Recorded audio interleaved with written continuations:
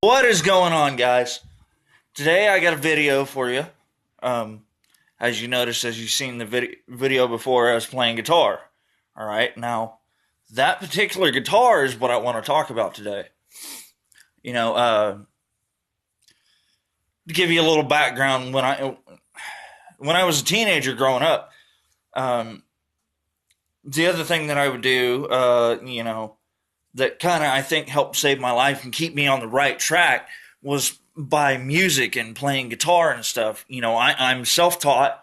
You know, I've only played for myself. What you've seen in that video, those are things that some of it was improvised a long time ago. Some of it was right then and there. As you watch it, I was doing that. I'm not great by any means. I'm not Eddie Van Halen. I'm not Dimebag Darrell. As much as I worship both of them. Oh God, this lighting sucks. And I'm sorry for the sound quality on there. I need a better camera. I need a better system and all that stuff. And eventually that stuff's coming. But I also need you guys to keep sharing, liking, subscribing, doing what you do. So, all right, I'm going to stop right here and then I'll cut it around and you guys won't know it, but it'll be a flash. Let me flip you around. All right, guys. Oh, say hi to my little musical helper. This is Brea Jane. What are you doing, silly? She has been into music. Here, I'll just show you that real quick.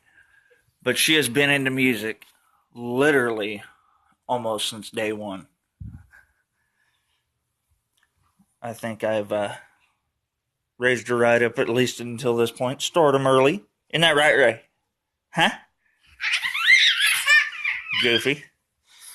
All right. This is the masterpiece. All right. Of course, this isn't original. This is a cheapo, so to speak. It's Indiana. I ended up, as you see here, I ended up putting a Floyd Rose tremolo on it. Customized, painted. I custom painted this and these. Originally, the funny story about this pickguard is I ended up doing it wrong.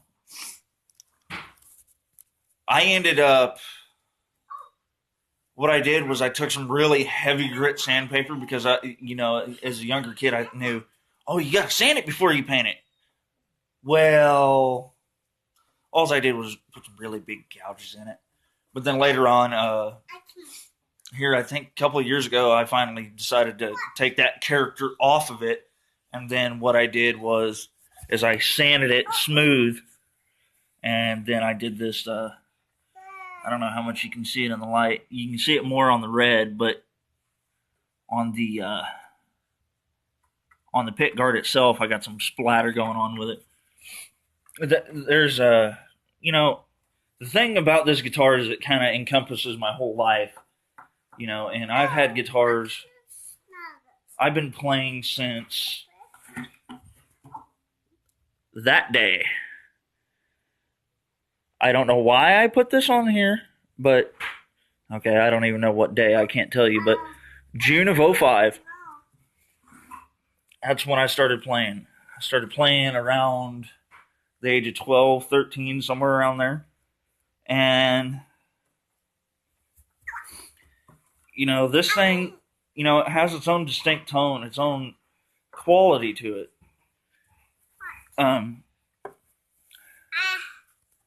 You know, I've done pretty much everything on it. It's got stories within stories. It's kind of why I wanted to show you guys this one. And you'll be seeing it in more videos and stuff like that. You know, it's got its own character to it.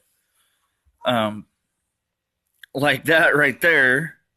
And then you see this bloody paint job to it. It was kind of hilarious. You know, I dropped this several times. That right there for my strap had come out. And of course, my little helper likes to point things out. Yes, baby. But I didn't, you know, that came out several times and ended up dropping it. And then what I used was, it's not this color, but I ended up using stuff like this. I thought, oh yeah, you know, this is back when I lived with my parents. My mom had this high gloss, whatever. Well, it's got gloss to it, but it's the wrong color and it doesn't have the see-through and the clear coat. It doesn't have that light coat and the clear on it to show up quite well. So, you know, I've been kind of doing stuff with it ever since. You know, I put the Floyd Rose on probably about 6-7 years ago. And it's been awesome. I love Floyd Roses. I think I got into that ever since. I think I first learned about them when the guy who had this, Mr. Eddie Van Halen, and, you know, I had the old tremolo on there, and it was funny because since I'm self-taught, I'd always think, wow, you know, why in the hell is this thing going out of tune? Well, I didn't realize how much it would actually go out of tune when I crammed on the whammy bar like that. You know, down to that far. But anyways, moving on here. Yeah, me and my dad put that in. Anyways, I put this one on here probably 2 years before. Savage Rifles, National Rifle Association, which I was a member of. I need to get my membership back up.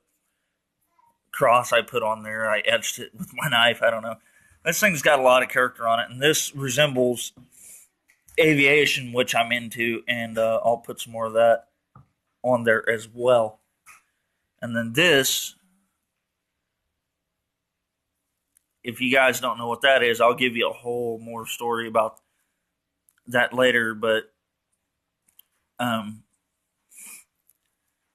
thing about that was I used to work at XL Industries, and that is my tribute to them, and it's always going to be on that guitar. You know, I was on a line there when it happened, and if you guys want me to talk about that more, please be sure to let me know, comment below, and stuff like that. But my basic thing about this is you know, let me flip you guys around here real quick, and then I'll be right back. My basic thing about this guitar right here. Well, anyways, I kind of suck at this, so I'm kind of new at this. If you can't tell, my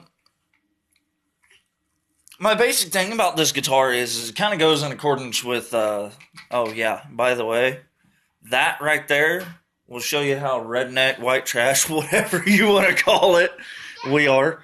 We haven't had time to take it down yet. And I'm not touching it. I'm letting Mama do it because she knows exactly where she wants it and how it. So, yeah, I don't touch that. Anyways, my whole deal about this is that it goes along with the video from yesterday. You know, with things, when things are tough, when, you know, or you feel like nobody understands or whatever, you know, there's a lot of great musicians that come through hardships, come through turmoil and tragedy and stuff like that in their lives. You know, that's how they got their start. They had tragedy and they found music and they went into music, you know, not too dissimilar from me, even though I never went anywhere with it. I didn't have quite the ambition that they did. I love music, but I'm probably a step below, you know. I didn't have that ambition to go out there in a van, live out basically damn near on the streets. Not that all of them did, but, you know, when I got into the working world and, you know, I got married and stuff like that, all that kind of just went out the window. And I'm here doing this now. So, but for you kids out there and for anybody out there, you know, music, art, things like that are a great, great, great outlet.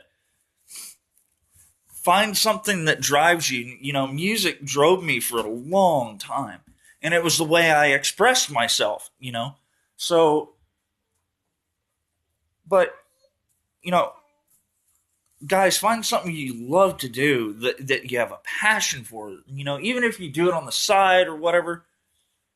You know, I heard Corey Taylor say it the best at his Oxford University speech. He said, it doesn't matter if I'm making millions of dollars at it.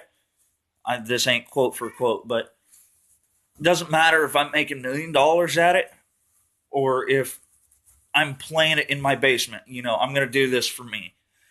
You know, that's the thing that I found with that. That was the only thing that I didn't quit. You know, that's the only thing I've been, you know, probably 100% successful at. Even though I didn't make it in the money world, but I reached my goal. I taught myself how to play, and I still play to this day. It's been going on 05, 10, that's 5 years. 15, that's 10, 12, 13 years, something like that. You know, and I don't plan on stopping playing anytime soon. You know, I used to have a lot more guitars than I did. You know, because I love playing different tones and recording stuff like that. But, anyways, my point is, try not to make this too long.